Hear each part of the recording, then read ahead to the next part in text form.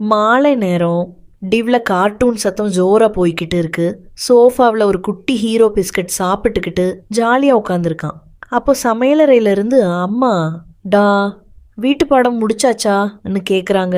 டிவியையே பார்த்துக்கிட்டு கிட்டத்தட்ட முடிஞ்சிடுச்சு அம்மா அன்னு சின்ன சிரிப்போட பதில். அம்மா மெதுவாக வந்து பார்த்தா மேசையில் புத்தகம் திறந்திருக்குது, நோட்டு திறந்திருக்குது. ஆனால் ஒரு எழுத்து கூட இல்லை.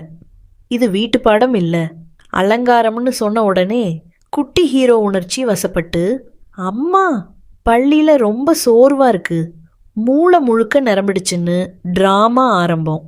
பென்சில் எடுத்தா வேலை செயல், ரேசர் எடுத்தா ஓய்வு எடுத்துக்கிட்டு இருக்குன்னு காரணங்கள் வரிசையாக.